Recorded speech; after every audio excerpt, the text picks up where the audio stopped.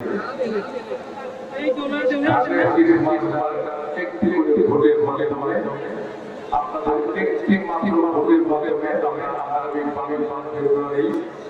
ভালো করতে চাই সকলকে সাথে নিয়ে। এই স্টেজে যাদের দেখতে পাচ্ছেন এখানে সকলেই কিন্তু বিএনপির নেতৃবৃন্দ নয়, আরো অন্য সংগঠনের নেতৃবৃন্দ আছে, সৌদি সমাজ আছে।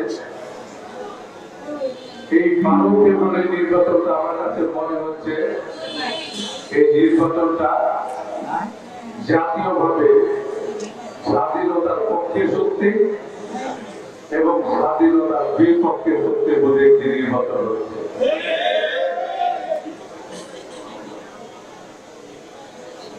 এই দেশ যখন স্বাধীন হয়, স্বাধীনতা যুদ্ধে শহীদ রাষ্ট্রপতি জিয়াউর রহমানের এক ডাকে পুরো জাতি ঐক্যবদ্ধ হয়ে মুক্তিযুদ্ধে অংশগ্রহণ করে। 30 লক্ষ মা বোনের, 30 লক্ষ জনগণের আত্মত্যাগের মধ্য দিয়ে, 2 লক্ষ মা বোনের ইজ্জতের মধ্য দিয়ে, আমাদের অনেক ধর্মের উপর নির্যাতনের মধ্য দিয়ে আমরা একটি স্বাধীনতা পেয়েছি, লাল সবুজের পতাকা পেয়েছি। কিন্তু আরেকটি গোষ্ঠী, একটি মাত্র দল, যারা চাইনি দেশে স্বাধীন হোক, যারা চাইনি দেশের মানুষ শান্তিতে থাকুক, যারা চেয়েছিল এই জাতি যেন পরাধীন থাকে, এই জাতি যেন মানুষ অন্য দেশের গোলামি করে, তারা কি করলো? তারা শহীদ রাষ্ট্রপতি জিয়াউর রহমানের ডাকে অংশগ্রহণ না করলে তারা সেই পাকিস্তানি বাহিনীর সাথে হাত মিলালো। পাকিস্তানি বাহিনীর সাথে হাত মিলিয়ে আমাদের জনগণকে খুন করতে সহায়তা করলো, আমাদের 2 লক্ষ মা বোনের ইজ্জত নষ্ট করতে সহায়তা করলো, আমাদের মা বোনকে ধরে নিয়ে পাকিস্তানি বাহিনীর হাতে তুলে দিয়ে আসলো নির্যাতন করার জন্য, ধর্ষণ করার জন্য। তারা দেখায় দিত পাকিস্তানি বাহিনীকে সাথে নিয়ে, এটা হিন্দু বাড়ি, এটা খ্রিস্টান বাড়ি, এটা মুক্তিযোদ্ধাদের বাড়ি। সাথে সাথে সেই বাড়িগুলো জ্বালিয়ে পুড়ে ছারখার করে দেওয়া হয়েছে। সেই যে আগুনের অগ্নিশিখা অগ্নিতে সেইটা 2026 সালে এসে আবার এই দেশে পুনরাবৃত্তি হচ্ছে।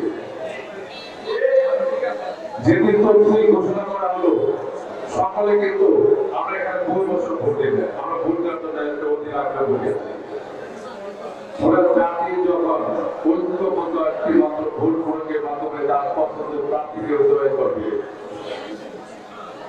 যখন তফসিল ঘোষণা করা হলো, ঠিক তার পরের দিনই ইন্দিরা মঞ্চের আহ্বান হাতিকে ঢাকা 8 আসনে 77 এমপি দিনের দৌড়ে তাকে গুলি করে খুন করা হলো।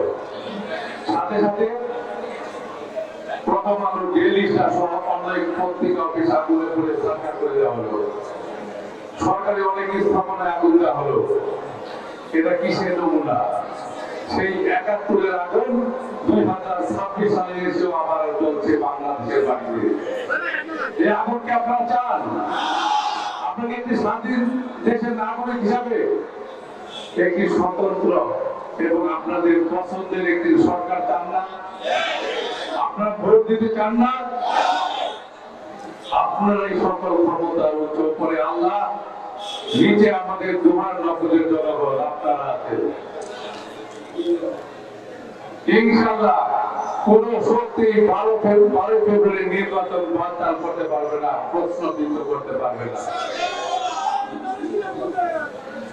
আপনারা সকলেই 12 তারিখে আপনাদের পবিত্র আমানত, যে আমানতের জন্য আমরা 17 বছর একটানা লড়াই করেছি, দেশ নেত্রী বেগম খালেদা তার জীবনের সর্বস্ব ত্যাগ করেছেন এই 17 বছরের এই দেশের জন্য, দেশের জনগণের জন্য। তার এই দেশের জন্য তার স্বামী হারিয়েছে, তার সন্তান হারিয়েছে, আরেক সন্তান বিদেশে নির্বাসিত ছিল, তার 2 সন্তানের স্ত্রী বিদেশে থাকতেন, তার নাতিরা বিদেশে থাকতেন, তিনি একা ফাতেমাকে নিয়ে এই দেশে থাকতেন এবং তার কথা ছিল এই 18 কোটি জনগণে আমার সন্তান, এদিকে দেখে আমি কোথাও যাব না। এবং তিনি জীবনের শেষ পর্যায়ে এসেও এই জনগণকে ছেড়ে তিনি কোথাও যান। তিনি যখন মৃত্যুবরণ করছেন তখন তিনি একাই ছিলেন। তাই দেশ যদি বেগম খালেদা যদি এমনই একটি ত্যাগ স্বীকার করতে পারেন। জনাব তারেক রহমান বিদেশে নির্বাচিত জীবনে এই দেশে নেতৃত্ব দিয়েছে, দলের নেতৃত্ব দিয়েছে এবং এই সরকারের পতনের নেতৃত্ব দিয়েছে। তিনি বীরের তরফে দেশে এসেছে। নেতৃত্বে বেগম খালেদা জিয়ার আত্মত্যাগকে যদি আমরা মূল্যায়ন করি, তাহলে জনাব তারেক রহমান যে আত্মত্যাগ যে ত্যাগ স্বীকার করেছেন, যে নির্যাতনের শিকার হয়েছেন এই দেশের জন্য, জাতির জন্য, তাহলে তার জন্য আমাদের কিছু করার নেই, আছে না?